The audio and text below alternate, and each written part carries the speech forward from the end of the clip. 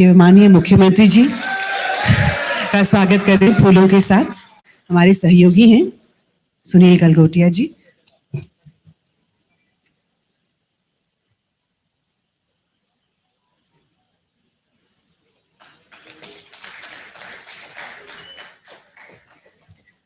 धन्यवाद सर।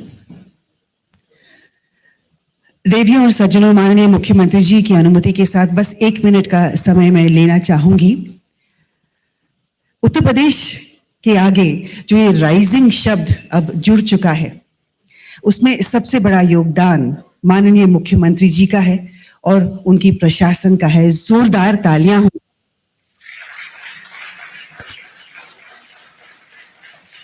ये पूरा विश्वास है मुझे कि आगे चलकर उत्तर प्रदेश एक बहुत बड़ा योगदान देने वाला है भारत के स्वर्णिम युग का सपना सच करने में और भारत को विकसित राष्ट्र की पदवी दिलाने में। जोरदार तालियां हो जाएं एक बार फिर से।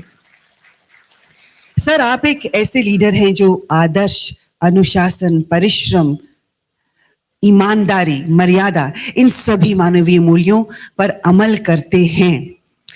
और हर बार जब मैं उत्तर प्रदेश आती हूँ सर, कोई ना कोई इवेंट होस्ट करने के लिए, हर बार मुझे बदलाव दिखता है, नया बदलाव, नया विकास, नई प्रगति। जोरदार तालियों के साथ सर आपका बहुत बहुत स्वागत है अमर उजाला संवाद में। आपसे सविनय निवेदन है सर कि आप अमर उजाला संवाद में अपने विचारों को व्यक्त करें। The keynote address, ladies and gentleman, by the honourable chief minister of Uttar Pradesh Shri Yogi Adityanath ji. Amar Ujala संवाद कि आज के इस कार्यक्रम में एमडी अमर उजाला ग्रुप श्री तन्मय माहेश्वरी जी, अध्यक्ष Shri Varun Maheshwari ji, national editor doctor Indushekhar Pachauli ji और स्थानीय संपादक श्री विजय त्रिपाठी जी, अमर उजाला संपादकीय मंडल से जुड़े हुए सभी सम्मानित सदस्यगण, उत्तर प्रदेश शासन से जुड़े हुए हमारे सभी वरिष्ठ प्रशासनिक अधिकारीगण, उपस्थित सभी महानुभाव, अमर उजाला परिवार को अमृत काल की इस बेला में, संवाद के इस आयोजन में मैं प्रदेश सरकार की ओर से और प्रदेशवासियों की ओर से हृदय से बधाई देता हूं। एक शानदार पारी के लिए हृदय से अभिनंदन भी करता हूं और भविष्य की अपनी शुभकामनाएं भी देता हूं। हम सब जानते हैं कि लोकतंत्र में मीडिया की अपनी एक सशक्त भूमिका है। उसके अलग अलग स्वरूप हो सकते हैं। प्रिंट हो सकता है, विजुअल हो सकता है, और अब सोशल और डिजिटल मीडिया ने भी कहीं ना कहीं व्यवस्था को प्रभावित किया है। उन स्थितियों में प्रिंट मीडिया की भूमिका को आज भी किसी भी स्थिति में हम कमतर करके आंकने, क्योंकि सबके अपने अपने ग्रुप हैं, अपना अपना एक समूह है, प्रशंसकों का अपना एक समूह है और वे लोग उसी के अनुरूप, अपनी रुचि के अनुरूप उस प्रकार के मीडिया ग्रुप के साथ जुड़े हुए हैं। सरकार की जब हम बात करते हैं, लोकतंत्र की बात करते हैं, तो केवल सत्ताधारी दल ही इसमें सहभागी नहीं होता है। उतनी बड़ी भूमिका और उतनी जिम्मेदारियां विपक्ष की भी होती हैं, उनको चुनने वाले आम जनमानस की भी होती है, और उस पूरी व्यवस्था को सशक्त बनाने के लिए जो योगदान अलग अलग संस्थाओं का होना चाहिए, उसमें न्यायपालिका की अपनी भूमिका है, इसमें मीडिया की अपनी भूमिका है। तो स्वाभाविक रूप से अगर हर एक स्तंभ मजबूत होगा तो लोकतंत्र उतना ही सबल और सशक्त भी होगा। और इस देश से 75 वर्ष के अपने कार्यकाल की उपलब्धियों के साथ साथ स्वर्णिम शताब्दी वर्ष की भावी कार्य योजना के साथ अमर उजाला परिवार आगे बढ़ रहा है। इसके लिए मैं उन्हें हृदय से शुभकामनाएं देता हूं। राइजिंग यूपी, और मैं कह सकता हूं राइजिंग ही नहीं, एक साइनिंग यूपी के रूप में आगे आ चुका है। आपने बदलते हुए उत्तर प्रदेश को देखा होगा पिछले वर्ष के अंदर, जैसे 10 वर्ष के अंदर देश के अंदर परिवर्तन आया है। एक नया भारत देखने को मिल रहा है, एक ऐसा भारत जिसका दुनिया में सम्मान है, एक ऐसा भारत जिसकी सीमाएं सुरक्षित हैं, एक ऐसा भारत जिसकी आंतरिक व्यवस्था पूरी तरह सुरक्षित है। आतंकवाद, नक्सलवाद, उग्रवाद ये सभी नियंत्रण में है। सुरक्षा की एक बेहतर स्थिति है। इंफ्रास्ट्रक्चर के वर्ल्ड क्लास इंफ्रास्ट्रक्चर के रूप में आज भारत देखा जा रहा है। जन विश्वास सुदृढ़ हुआ है और गरीब कल्याण योजनाओं का लाभ बिना भेदभाव के समाज के हर एक तबके को प्राप्त हो रहा है। व्यक्ति की आजीविका के लिए, युवाओं की आजीविका के लिए भी सरकार के प्रयास और उसकी ईमानदारी पर कोई संदेह नहीं, तो भारत की आस्था को भी सम्मान दिया गया है। यह पहली बार आजादी के बाद भारतवासी महसूस कर रहे हैं और यह संभव हो पाया है एक करिश्माई नेतृत्व प्रधानमंत्री मोदी जी के नेतृत्व में संभव हो पाया है। प्रधानमंत्री मोदी जी के मार्गदर्शन में आज डबल इंजन सरकार का लाभ उत्तर प्रदेश को प्राप्त हो रहा है। यह उत्तर प्रदेश, जिस उत्तर प्रदेश के बारे में लोगों के मन में बहुत सारी धारणाएं थी, आज इस उत्तर प्रदेश में भी बदले हुए हालात में आप सब महसूस कर सकते हैं किस प्रकार की स्थितियां उत्तर प्रदेश में है। ये उत्तर प्रदेश जहां पे एवरेज वर्ष भर में 300 साढ़े 300 दंगे होते थे। 365 दिन में से आधे समय तो कर्फ्यू में व्यतीत होता था। जिस उत्तर प्रदेश में न व्यक्ति सुरक्षित है, ना निवेश सुरक्षित है, इस उत्तर प्रदेश में जब व्यक्ति ही सुरक्षित नहीं तो पूंजी कहां से सुरक्षित रहने वाली थी। युवाओं के भविष्य के साथ खिलवाड़ हो रहा था। वही उत्तर प्रदेश है जहां आस्था का अनादर होता था और जहां पे शिक्षा से लेकर के स्वास्थ्य की सभी संभावनाएं लगातार धूल दूषित होती भी दिखाई दे रही थी। आज उस उत्तर प्रदेश के बदले हुए स्वरूप को आप देख सकते हैं। आज युवाओं के हाथ में तमंचा नहीं बल्कि टैबलेट आप देख सकते हैं। उत्तर प्रदेश का युवा आज टैबलेट के साथ आपको एक नई कार्य संस्कृति के रूप में देखने को मिलेगा। आज सड़कों पर रंगदारी नहीं बल्कि स्ट्रीट वेंडर के लिए पीएम स्वनिधि की योजनाएं हैं जो उसके आर्थिक स्वावलंबन का मार्ग प्रशस्त कर रही है। आज उत्तर प्रदेश में कर्फ्यू नहीं बल्कि धूम धड़ाके के साथ कावड़ यात्राएं निकलती हैं। आज उत्तर प्रदेश में दंगा नहीं बल्कि युवाओं के स्वयं के शारीरिक रूप से उन्हें सुदृढ़ बनाने के लिए दंगल के आयोजन होते हैं जिसके माध्यम से वह खेलकूद की गतिविधियों को आगे बढ़ाने का कार्य कर रहा है। और उत्तर प्रदेश ने पिछले 7 वर्ष के अंदर जो कुछ भी अर्जित किया है, अपनी जीडीपी को दुगना से अधिक करने में सफलता प्राप्त की, प्रति व्यक्ति आय को दुगना करने में सफलता प्राप्त की। जो उत्तर प्रदेश देश के विकास का एक ब्रेकर माना जाता था, आज वह देश की $5 ट्रिलियन की इकोनॉमी बनने के लिए एक ब्रेक थ्रू के रूप में उत्तर प्रदेश को जाना जा रहा है।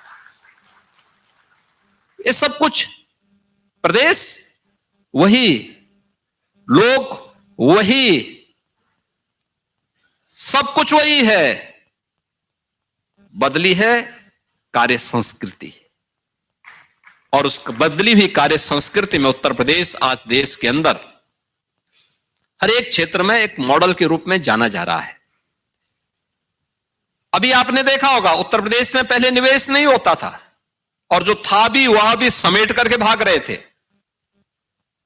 आज आप देख रहे होंगे अभी 19 फरवरी को आदरणीय प्रधानमंत्री जी का इसी प्रदेश की राजधानी लखनऊ में आगमन हुआ। मुझे याद है जब पहला ग्राउंड ब्रेकिंग सेरेमनी के आयोजन की बात यहां उत्तर प्रदेश के अंदर हुई थी, उससे पहले हम लोगों ने इन्वेस्टर समिट के आयोजन की बात की थी। तो उस समय के हमारे जो औद्योगिक विकास के मंत्री थे वह और उस समय के औद्योगिक विकास के जो आयुक्त थे दोनों मेरे पास आए। ये दोनों आज भी महत्वपूर्ण पदों पर हैं, अलग अलग स्थानों पर। एक हमारे प्रदेश के स्पीकर हैं, एक चुनाव आयुक्त के रूप में अपनी सेवाएं देश को दे रहे हैं।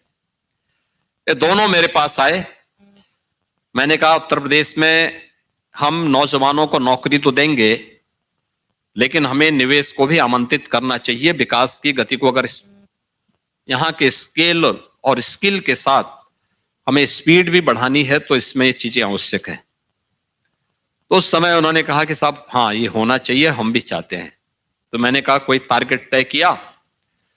तो उस समय उन्होंने कहा हाँ साहब हम लोग चाहते हैं कि यूपी के अंदर निवेश हो। तो मैंने कहा टारगेट क्या? उन्होंने कहा 20,000 करोड़। और मैंने कहा नाम क्या है? कहा ग्लोबल इन्वेस्टर समिट। पहले मैंने कहा नाम चेंज कर दो, इसका नाम केवल इन्वेस्टर समिट रखो, ग्लोबल शब्द हटा दो, टारगेट थोड़ा बड़ा रखो। तो उन्होंने कहा कितना? मैंने कहा भी लोअर लिमिट आपकी 2 लाख करोड़ की होनी चाहिए, उसके बाद उससे ऊपर आगे बढ़ो। तो उन्होंने कहा साहब 2 लाख करोड़? मैंने कहा क्यों? कहा रे कौन आएगा यूपी में? तो श्री सतीश माना जी हमारे प्रदेश में विधानसभा के स्पीकर हैं आज। उन्होंने कहा साहब मैं इतनी बार से यूपी में विधायक हूं, मंत्री भी रहा हूं, यूपी में माहौल नहीं है, यूपी में कोई नहीं आएगा। अरे हमने कहा अभी हमारी सरकार को मुश्किल से 6 महीने पहले हमारी सरकार बनी थी। तो मैंने कहा भी मैं भी यूपी में ही रहता हूं, मैं कहीं बाहर से नहीं आता हूं। कुछ तो 6 महीने के अंदर हमने किया होगा। लोगों की आशा और आकांक्षाएं तो यहीं से आगे बढ़ेंगे। तो उन्होंने कहा कि हम रख तो देते हैं लेकिन हो नहीं पाएगा। मैंने कहा रोड शो की तैयारी करो, मैं भी चलूंगा। और जो आशंका इनकी थी यही देश के उद्यमियों की भी थी।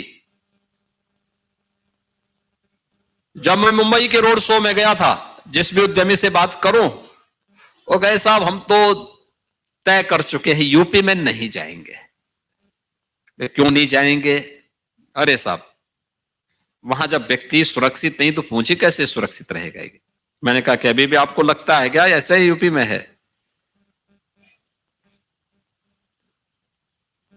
खैर हमारा पहला इन्वेस्टर समिट अच्छा हो गया, लेकिन पहले ग्राउंड ब्रेकिंग जब हम लोगों ने की थी तो उस ग्राउंड ब्रेकिंग में हमारे पास 61,000 करोड़ रुपए के निवेश प्रस्तावों को हम लोगों को जमीनी धरातल पर उतरने का अवसर मिला था। यह जुलाई 2018 की घटना है और पिछले 6 वर्ष के अंदर कितना परिवर्तन आया है। जब 19 फरवरी को हम लोगों ने प्रदेश का चौथा ग्राउंड ब्रेकिंग का सेरेमनी आयोजित किया था तो इस ग्राउंड ब्रेकिंग में हमारे पास 10,24,000 करोड़ रुपए के निवेश के प्रस्ताव का एक साथ प्रधानमंत्री मोदी जी ने शिलान्यास किया है।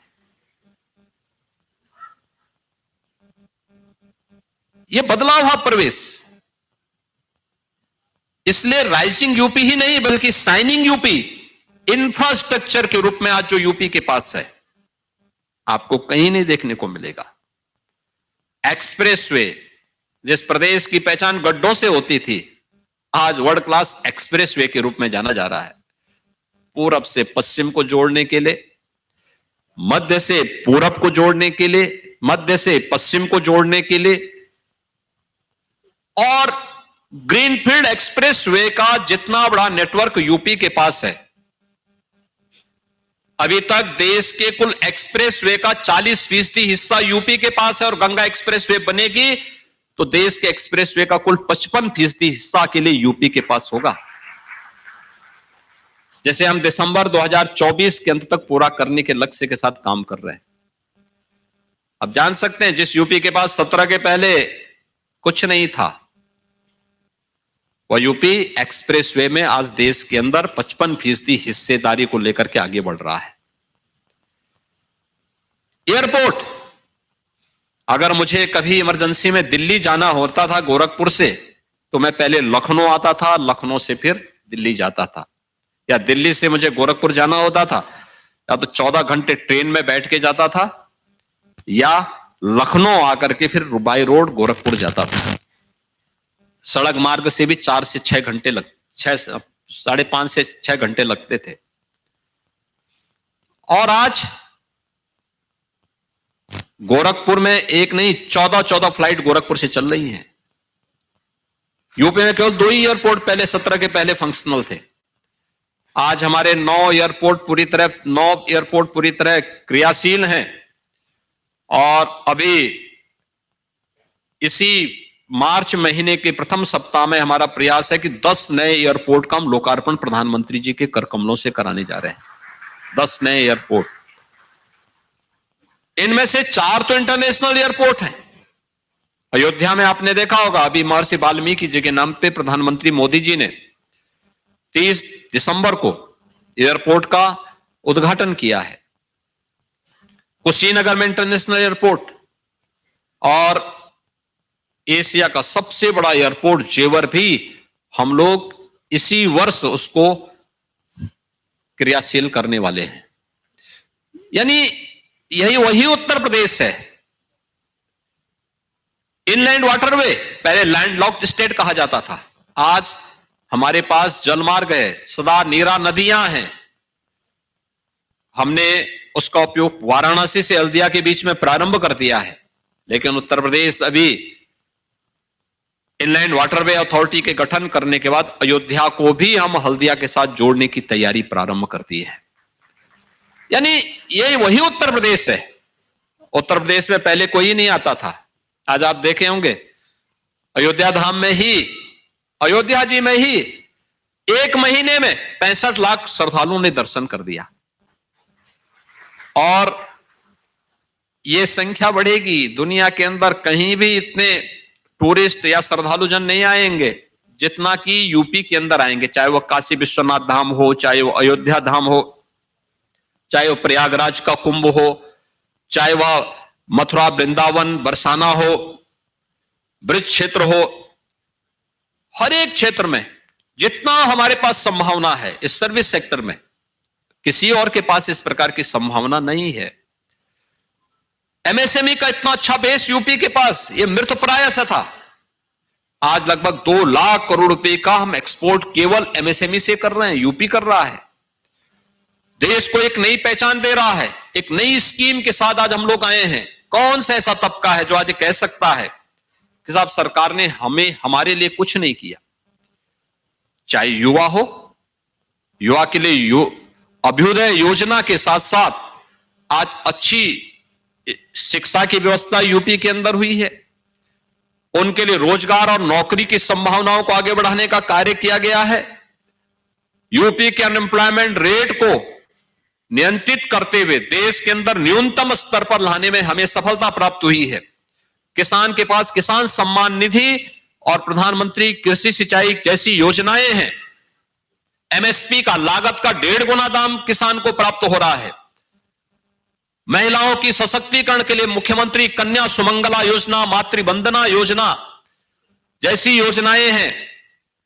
तो उद्यमियों के लिए भी शासन की अलग अलग प्रकार की योजनाएं, समाज के हर एक तबके के लिए, वृद्धजन हो, दिव्यांगजन हो या फिर निराश्रित महिलाएं हो, इन सब के लिए सरकार की योजनाएं जिस तरीके से मिशन मोड पर आगे बढ़ाने का कार्य हुआ है, ये दिखता है सरकार ने, ये जरूर है, तुष्टीकरण किसी का नहीं किया और इस सरकार का कार्य होना भी नहीं चाहिए। सरकार किसी की तुष्टि ना करे, लेकिन सर्व समाज की संतुष्टि जरूर करे और इस सरकार का कार्य होना चाहिए। समाज के अंतिम पायदान पर बैठे हुए व्यक्ति की संतुष्टि हमारा लक्ष्य होना चाहिए। किसी व्यक्ति, किसी जाति, किसी मत और मजहब की तुष्टि नहीं। और यही लोकतंत्र की सच्ची भावना है। उसी भावना को सम्मान देते हुए जब प्रदेश ने कार्य किया, आज परिणाम हम सबके सामने है। आज उत्तर प्रदेश दमदार तरीके से कह सकता है कि हां, हम भी भारत की इकोनॉमी में अपना योगदान करेंगे। हम भारत के इकोनॉमी के ग्रोथ इंजन बनने की सामर्थ्य रखते हैं और उस इंजन की भूमिका के रूप में आज उत्तर प्रदेश अपने आप को प्रस्तुत कर रहा है। और उसी कारण से आज मैं कह सकता हूं कि अब राइजिंग के साथ साथ शाइनिंग के रूप में सारे दृश्य हम सबके सामने देखने को मिल रहे हैं। पब्लिक की संतुष्टि उसका आधार है, कॉमन मैन की संतुष्टि उसका आधार है। उन्हीं कार्यक्रमों को लेकर के उत्तर प्रदेश आगे बढ़ रहा है और मैं धन्यवाद दूंगा कि आज दिन भर इस पे चर्चा परिचर्चा होगी। खेलों के माध्यम में भी परसों मुझे एक कार्यक्रम में जाने का अवसर प्राप्त हुआ था और मैं कह सकता हूं उत्तर प्रदेश पहला राज्य है, यानी जो इसमें हर योजना में यूपी पहले पीछे माना जाता था, आज हर एक योजना में उत्तर प्रदेश नंबर 1 पर, और देश का पहला राज्य जिसने खेल नीति बना करके अपने खिलाड़ियों को शासकीय सेवा में अवसर दिया है। आज तो हम राजपत्रित अधिकारी डिप्टी एसपी के सीधे नियुक्ति की प्रक्रिया 6 डिप्टी एसपी बन चुके हैं, शेष अन्य को सीधे नियुक्ति दे रहे हैं। जो गोल्ड मेडल ओलंपिक में, एशियन गेम्स में लेकर जो मेडल लेकर के आए हैं उन्हें सीधे नियुक्ति हमने दी है और 500 से अधिक खिलाड़ियों को हम लोगों ने अलग अलग विभागों में एक प्रक्रिया का पालन करते हुए उन्हें नियुक्ति दी है, जिससे उसे एक मंच मिल सके, आगे बढ़ने का एक अवसर मिल सके। 2 करोड़ युवाओं को हम टैबलेट और स्मार्टफोन से तकनीकी दृष्टि से सक्षम बनाने का काम कर रहे हैं। प्रदेश के अंदर युवाओं को किसी भी प्रतियोगी परीक्षा के लिए, अखिल भारतीय स्तर की हो या राज्य स्तर की, इसके लिए अभ्युदय कोचिंग का एक मंच हमने, प्लेटफॉर्म उन्हें उपलब्ध कराया है, जहां के माध्यम से वो ऑनलाइन या फिर वर्चुअली या फिजिकली जाकर के उसकी तैयारी कर सकता है। समाज तकनीक का उपयोग करते हुए प्रत्येक नागरिक के जीवन में व्यापक परिवर्तन करने का कार्य सरकार ने किया है और तेजी के साथ देश की बढ़ती हुई अर्थव्यवस्था, 2017 में जब हम लोग आए थे, देश की 6ठी अर्थव्यवस्था यूपी की थी। हर एक मामले में यूपी पीछे था, ईज ऑफ डूइंग बिजनेस में 14वें स्थान पर था। आज UP ease of doing business में देश के अंदर पहले 2 ही वर्ष में हम लोगों ने यूपी को नंबर 2 के स्थान पर पहुंचाया था। आज देश के अंदर अचीवर स्टेट के रूप में यूपी आज देश के अंदर जाना जा रहा है। अर्थव्यवस्था में जो 6ठी अर्थव्यवस्था थी, जनसंख्या में हम नंबर 1 थे, लेकिन अर्थव्यवस्था में 6ठी थी। आज मैं कह सकता हूं यूपी देश की नंबर 2 की अर्थव्यवस्था है और यूपी की अर्थव्यवस्था आने वाले समय में देश को अपनी भूमिका के साथ आगे बढ़ाने में योगदान अवश्य करेगा। इस दृष्टि से अमर उजाला आगामी 25 वर्ष की अपनी एक व्यापक कार्य योजना को लेकर के अपने संवाद कार्यक्रम के माध्यम से आया है और मीडिया की विश्वसनीयता उसकी न्यूज से होता है। समय समय पर पब्लिक से मिले हुए व्यूज को भी अगर वह स्थान दे, बहुत अच्छे आर्टिकल आते हैं। समाज के अलग अलग तबके से जुड़े हुए लोग जब अपनी बातों को समाज के सामने प्रस्तुत करते हैं तो समाज का भी मार्गदर्शन होता है, समाज के व्यूज शासन तक पहुंचते हैं, उसको हम सुझाव के रूप में लेते हैं। ऐसा नहीं कि कोई न्यूज है और न्यूज अगर सही है, और ऐसा हो ही नहीं सकता कि कोई संवेदनशील सरकार उसको नजरअंदाज कर ले। सरकार उसका संज्ञान लेती है और ठीक है, प्रोपेगेंडा नहीं होता है लेकिन उसका संज्ञान जरूर लेती है, लेकिन न्यूज की सत्यता होनी चाहिए। और क्योंकि वह एक माध्यम है समाज को, समाज की भावनाओं को शासन तक पहुंचाने का। समाज के प्रबुद्ध जनों के व्यूज को अगर हम समय समय पर मीडिया के माध्यम से प्रस्तुत करते हैं तो वह भी एक डायरेक्शन का काम करता है, एक सुझाव का काम करता है। बदली हुई परिस्थिति में मीडिया अपनी इस भूमिका के रूप में और मजबूती के साथ कार्य कर सके और यह संकल्प हमारा होना चाहिए जो प्रधानमंत्री मोदी जी ने हम देशवासियों के सामने दिया है। 2047 जब इस देश की आजादी के 100 वर्ष पूरे होंगे, उस समय कैसा भारत हमें चाहिए, और उस समय मुझे लगता है कि तब अमर उजाला के लिए भी एक अवसर होगा। तब अमर उजाला परिवार भी अपने आप को कह सकता है कि उस समय 98-99 वर्ष अमर उजाला परिवार की स्थापना के भी हो रहे होंगे। उस समय अमर उजाला को भी इस बात को तय करना चाहिए कि कैसा मीडिया का प्लेटफॉर्म होना चाहिए। क्या क्या चुनौतियां उनके सामने है। आज तो प्रिंट के साथ साथ विजुअल भी है, विजुअल के अलावा डिजिटल भी है और सोशल भी है। याद रखना, किसी एक फील्ड में कहीं कोई कोताही बरती कि दूसरा व्यक्ति स्थान लेने को तैयार खड़ा है, पहले से तैयार खड़ा है। क्योंकि अब तो अलग अलग रुचि के लोगों को हम देखते हैं कि अलग अलग वो है। बहुत सारे लोग ऐसे हैं जो पेपर पढ़े हुए मानते ही नहीं। बहुत सारे लोग ऐसे हैं जिन्होंने वर्षों से टेलीविजन नहीं खोला होगा, क्योंकि आज तो उनके पास स्मार्टफोन है। बहुत सारे लोग हैं जो डिजिटल मीडिया को ही सहारा ले लेकर काम कर लेते हैं। बहुत सारे लोग अलग अलग सबके तरीके होते हैं। तो हमें उसी की अभिरुचि और उसकी उन भावनाओं को भी सम्मान देना पड़ेगा। साथ साथ समाज में अपनी इस भूमिका को जो नागरिक कर्तव्य के रूप में, तो नागरिक कर्तव्य शासन में बैठे हुए लोगों की जिम्मेदारी तो है ही, लेकिन शासन के इतर भी समाज के हर तबके के लोगों की भी जिम्मेदारी नागरिक कर्तव्य के रूप में अपनी भूमिका के ईमानदारी पूर्वक निर्वहन में होनी चाहिए। अगर हम सब कर पाएंगे तो राष्ट्र के प्रति हमारी ये बड़ी सेवा होगी। मैं अमर उजाला परिवार को संवाद कार्यक्रम के अवसर पर और 75 वर्ष की एक शानदार सेवा के लिए हृदय से बधाई देता हूं, अभिनंदन करता हूं और अपनी शुभकामनाएं देता हूं कि आगामी 25 वर्ष की यात्रा आप सबके लिए मंगलमय हो।